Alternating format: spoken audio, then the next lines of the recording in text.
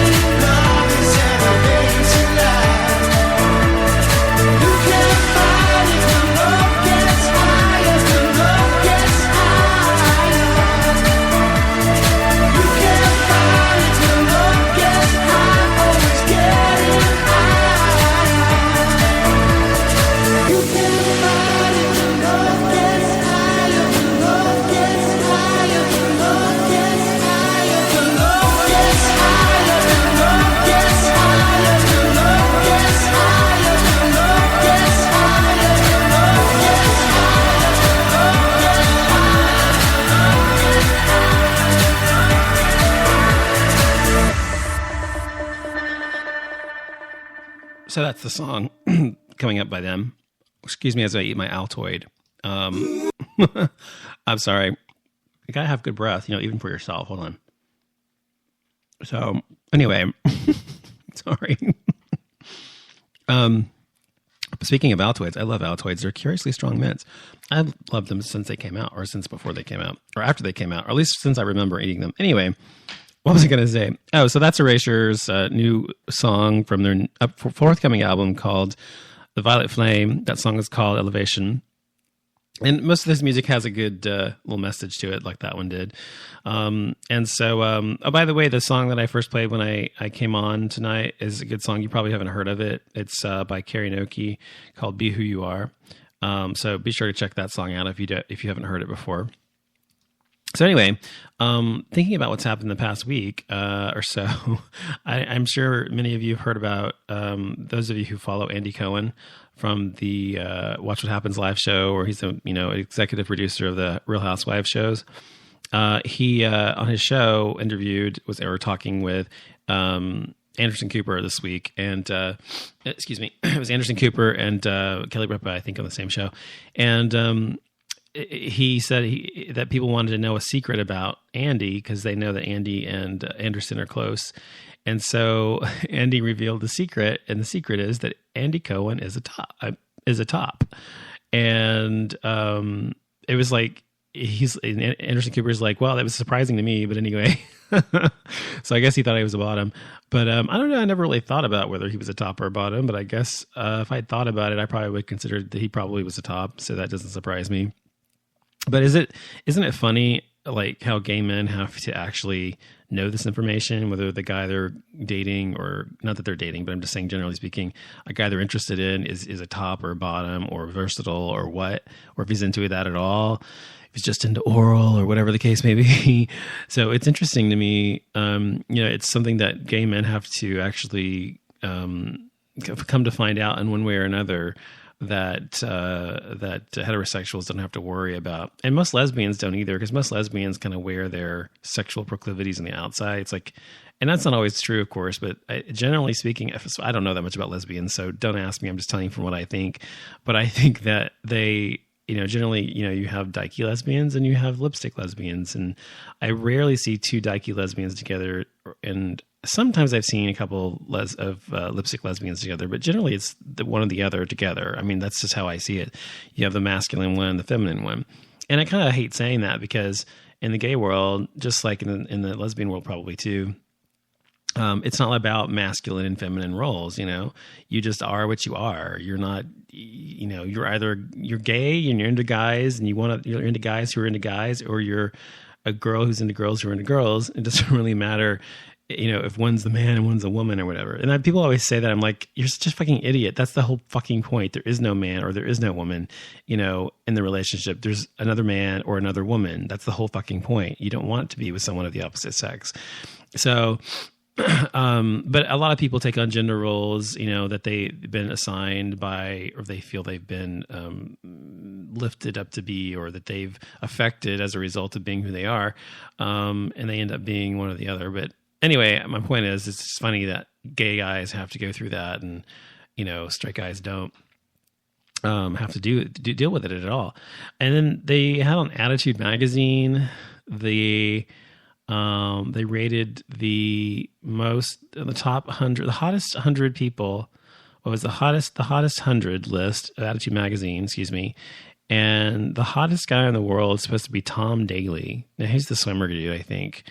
I do not think that he is the hottest guy in the world. I'm sorry. I don't even think he's that attractive physically. His face, anyway, he's not that good looking. I mean, this is just my opinion. Everybody's got different tastes, but he's not even remotely, his face is nothing for me. And for me, personally, the face is the most important thing. I mean, the face is the most important thing, because no matter what they look like from the neck down, whether they have the body of a god or the body of a Stay Puft Marshmallow Man, whatever they look like, if their face is jacked up, then it doesn't really fucking matter what the rest of them looks like. Because I've been, in my single days, I've been with guys who who had really gorgeous faces and just okay bodies, and that was okay with me, or really just gorgeous bodies and nice faces, or as well, or whatever, or both. They had both a great face and a great body, or whatever. But if a guy's face is just not attractive to me, I don't really care what his body looks like, for better or for worse. I mean, I guess you could always put a paper bag over his head, but as they say, but that would be kind of rude. But anyway, I just don't find him to be all that good looking personally. I don't think he's all that basically. But that's just my opinion. Oh, by the way, and did you hear about the minister who burned himself here in Texas to death to protest homophobia? Now, I posted on him about this on my personal Facebook page when it happened, and I said, fucking lunatic Christians. And people were like, but no, he was protesting homophobia. He wasn't protesting homosexuality. I was like, I realize that. I know. He's still a fucking nutbag. Yes, his heart was in the right place in terms of what he was protesting. He was saying that homophobia is wrong, hating gay people or being anti-gay or whatever is wrong. He was also protesting racism. Yes, those are very noble causes, and I agree with them, of course. But to actually, just for someone to set themselves on fire, obviously they're a nutbag. I don't care what the purpose was. Joan of Arc, well, she didn't set herself on fire. She was burned up. But anyway, my point is, it doesn't matter what your cause is. If you're going to set yourself on fire for your cause, you're an idiot and you're nuts. And he's a Christian minister, and of course he's Christian. So, I mean, what is it with these Christians? Christians are just fucking crazy. It's been proven over and over again, but because there's so many of them, people often overlook the fact that most of them are fucking out of their goddamn minds.